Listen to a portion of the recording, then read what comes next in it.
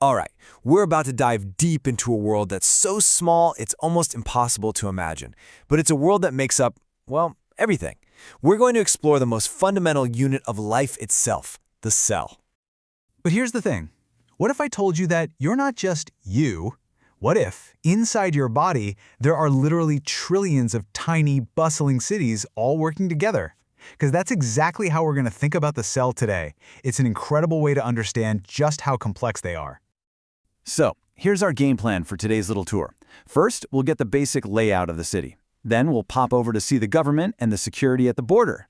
After that, it's off to the industrial zone. Then we'll check out shipping and sanitation, and finally, we'll zoom out and see how it all fits together.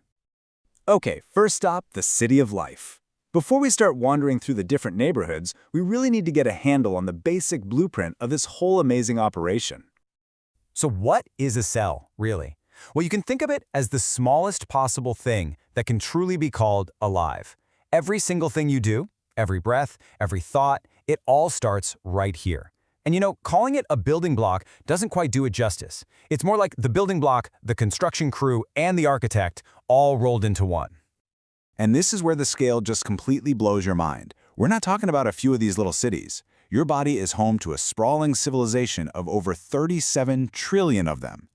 To even try and wrap your head around that number, it's like thousands of times more cells in your body than there are stars in the entire Milky Way galaxy. Just, wow.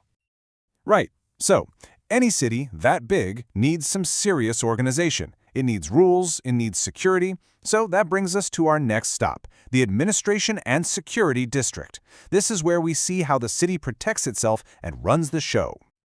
First up, surrounding the whole city, you've got the cell membrane. Think of this as the city's super smart border control. It's not just a wall. It has guarded gates that are constantly checking IDs, letting in good stuff like food and water, and kicking out the bad stuff like waste. It's the ultimate bouncer.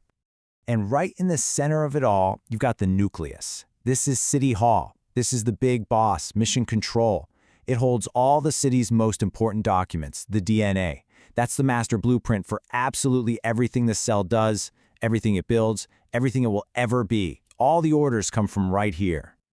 Okay, you've got your government, you've got your borders. Now the city needs to actually do stuff. It needs power, it needs to make things. So let's head over to the industrial sector, where all the action happens. A city without power is just a bunch of dark buildings, right? Well, in our cell city, the power comes from the mighty mitochondria. These are the power plants. They take the fuel you give them, from your lunch, and they turn it into this special energy molecule called ATP. Think of ATP as the city's electricity. It's the currency that pays for everything. Without mitochondria, the lights go out. Period. Now, with all that energy, the city can start manufacturing. This is where a couple of key players come in. When an order comes down from the nucleus, it goes to thousands of tiny little factories called ribosomes. They read the blueprints and build the basic product, which are proteins. Then, those brand new proteins get sent over to a bigger factory complex, the endoplasmic reticulum, for finishing and quality control.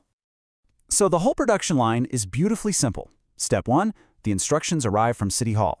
Step 2, the little ribosome factories build the raw proteins. And step 3, it all goes to the main factory floor, the endoplasmic reticulum, to get folded and modified into its final perfect shape. It's an incredibly efficient system.